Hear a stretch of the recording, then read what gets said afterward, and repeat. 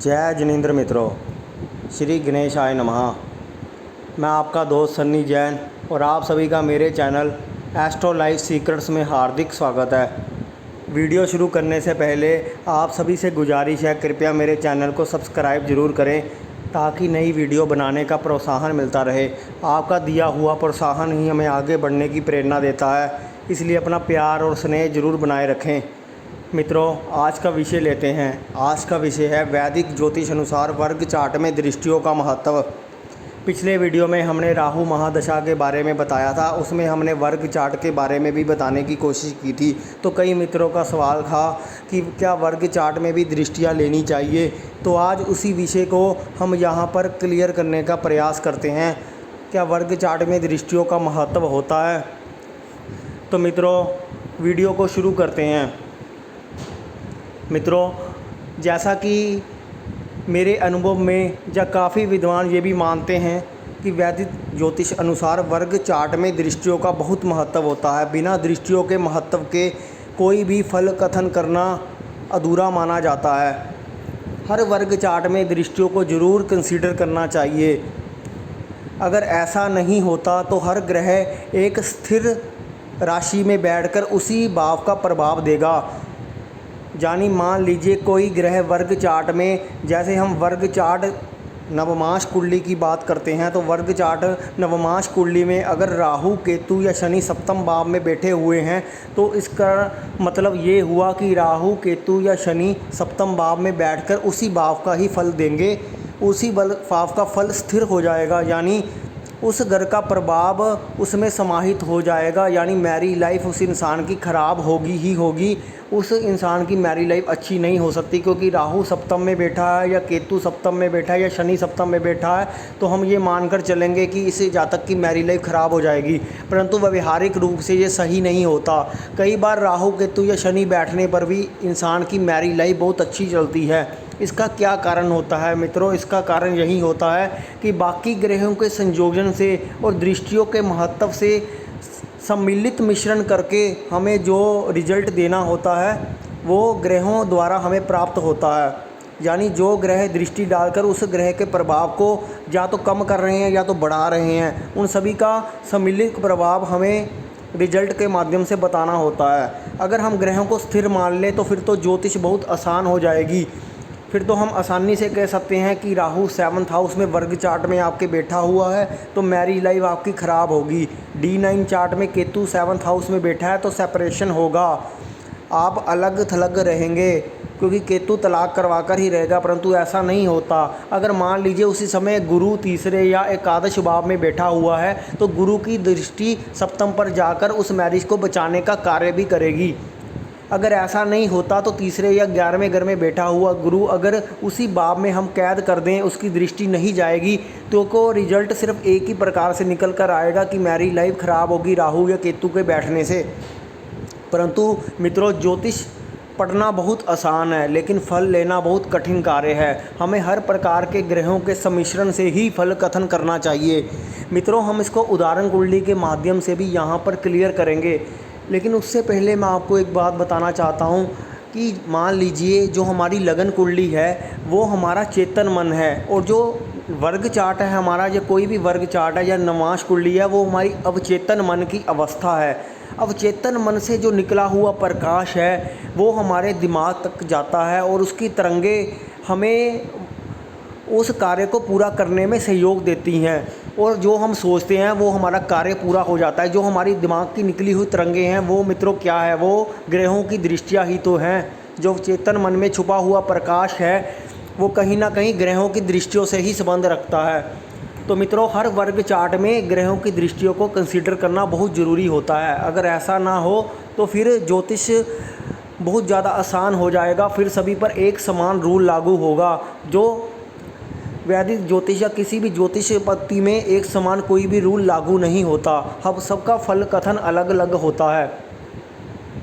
तो मित्रों, हम इसको उदाहरण के माध्यम से आपको यहाँ पर क्लियर करने का प्रयास करेंगे। तो मित्रों, हम उदाहरण चार्ट पर चलते हैं, उसके माध्यम से आपको समझाने का प्रयास करते हैं।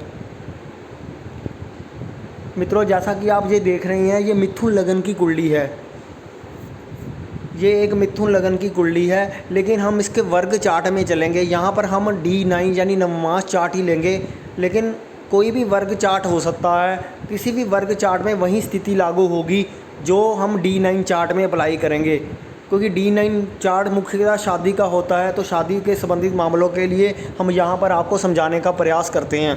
तो मित्रों, जैसा कि आप देख रहे हैं, ये नवमास कुंडली है जिसके सप्तम भाव में केतु बैठा हुआ है, और सप्तम भाव में बैठा हुआ केतु विवाह जीवन के लिए अच्छा नहीं माना जाता। केतु सेपरेशन का कारक है, केतु संबंधों में दूरियां पैदा करता है। तो यहाँ पर सीधा मतलब ये हुआ कि अगर हम ग्रह को स्थिर मानकर चलें, केतु को यहीं पर स्थापित कर दें, तो इसका रिजल्ट सिर्फ एक ही निकल कर आना चाहिए कि इस इंसान की मैरिज लाइफ चलनी नहीं चाहिए। परंतु व्यवहारिक रूप से ये सही नहीं होगा, हमें बाकी ग्रहों को भी सम्मिलित करके देखना होगा। विवाह को बचाने में सबसे महत्वपूर्ण भूमिका गुरु की होती है, क्योंकि गुरु ब्लेसिंग का कारक है, गुरु आशीर्वाद का कारक है, जो विवाह संबंधों में महत्वपूर्ण भूमिका निभाता है। तो इस कुंडली में जो 7th हाउस का स्वामी है वो भी जुपिटर है, जो चतुर्थ भाव में बैठा हुआ है, और उस पर किसी भी ग्रह की दृष्टि नहीं है, निर्दोष अवस्था में है, काफ़ी अच्छी स्थिति में है। तो गुरु जो चतुर्थ भाव में बैठा हुआ है, उसकी दृष्टि अगर हम मानकर चलें तो उसकी दृष्टि D9 के कारक शुक्र पर जाएगी। मित्रों, D9 का कारक शुक्र है। गुरु यहाँ पर अपनी 9th दृष्टि से शुक्र को देख रहा है, जिस कारण यहाँ पर एक संभावना निकलती है कि यहाँ पर शुक्र बहुत शुभ अवस्था में आ गया है। यानी जो शादी चलाने की जो महत्वपूर्ण भूमिका होती है वो गुरु और शुक्र की होती है, और शुक्र पर गुरु की दृष्टि होने से यहाँ पर हमें दिखाई देता है कि यहाँ पर हमें एक पॉजिटिव पॉइंट नहीं दिखाई देता है। तो मित्रों, यहाँ पर हम ऐसे देखेंगे, अगर दृष्टि को हम चतुर्थ भाव में ही कैद कर देंगे तो उसकी दृष्टि कहीं पर भी नहीं जाएगी और वो शुक्र को नहीं देख पाएगा।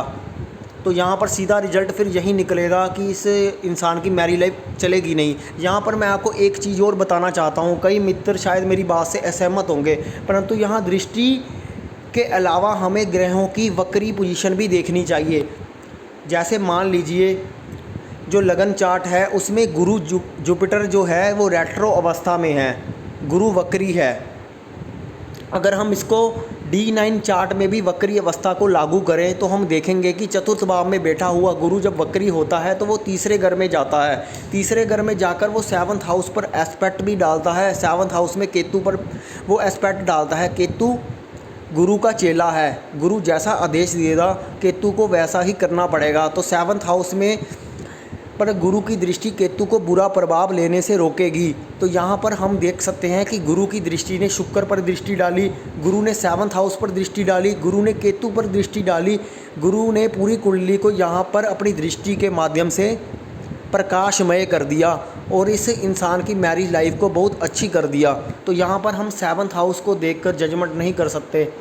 तो मित्रों, इसी का नाम ज्योतिष है। हमें सिर्फ एक तथ्य तो देखकर आगे नहीं बढ़ना चाहिए, हमें सभी बातों को सम्मिलित करके पूरा प्रभाव देखना चाहिए। यहाँ पर मैं एक संशय और दूर करना चाहता हूँ। कई मित्रों का सवाल था कि जो वर्ग चार्ट होते हैं उसमें सिर्फ राशि देखनी चाहिए, भाव नहीं देखना चाहिए। जैसे यहाँ पर केतु धनु राशि में बैठा हुआ है, तो कई मित्रों का सवाल है कि हमें केतु को धनु राशि में ही देखना है, वो सप्तम हाउस में बैठा हुआ है, इसको नहीं कंसीडर किया जाता वर्ग चार्ट में। लेकिन मित्रों, ये बिल्कुल ही भ्रांति है, ये बिल्कुल गलत धारणा है, ऐसा बिल्कुल भी नहीं होता। हमें नवमास कुंडली या कोई भी वर्ग चार्ट में हमें भाव भी देखने हैं, दृष्टि भी देखनी है और वक्री ग्रहों की पोजीशन भी देखनी है। वक्री ग्रहों की पोजीशन आप अपनी बुद्धिमत्ता के अनुसार देख सकते हैं, क्योंकि ज्योतिष रिसर्च और शोध का विषय है। जितनी आप शोध लगाओगे उतना ही आपको रिजल्ट मिलेगा, क्योंकि जो पुराणिक ग्रंथ हैं, जो ऋषि मुनियों ने कहा है, वो सूत्रों के माध्यम से कहा है, जिसको सही तरीके से डिकोडिंग हर कोई नहीं कर पाया। तो आप अपने अनुभव की कसौटी पर जब खरा इसको उतारेंगे तो आप देखेंगे कि अगर आप किसी भी वर्ग चार्ट में ग्रहों की दृष्टि लगाते हो, भाव अनुसार चलते हो या ग्रहों की वक्री अवस्था देखते हो, तो आपके फल कथन में बहुत ज़्यादा सटीकता आ जाएगी, आपका फल कथन बहुत ज़्यादा अच्छा हो जाएगा। तो इन सब नियमों का वर्ग चार्ट में पालन करना बहुत ज़रूरी होता है। ग्रहों की दृष्टि को विशेष रूप से लेना ज़रूरी है, बिना उसकी दृष्टि के कोई भी फल कथन नहीं किया जा सकता। तो मित्रों, इस वीडियो के माध्यम से मैंने यहाँ पर ये संदेह दूर करने की कोशिश की है। उम्मीद करता हूँ कि आपको ये वीडियो पसंद आया होगा और आपने इस बात को समझने की कोशिश की होगी कि ग्रहों को जैसे हम लगन कुंडली में लेते हैं वैसे ही वर्ग चार्ट कुंडली में भी वहीं पर अप्लाई करेंगे। तो उम्मीद करता हूं कि आपको आज का विषय पसंद आया होगा। अगर आपको आज का वीडियो पसंद आया है तो कृपया इस वीडियो को लाइक करें, चैनल को सब्सक्राइब करें और औरों को भी ये वीडियो शेयर कीजिए ताकि उनके मन से जो भ्रांतियां फैली हुई हैं वो दूर हो सकें। धन्यवाद मित्रों।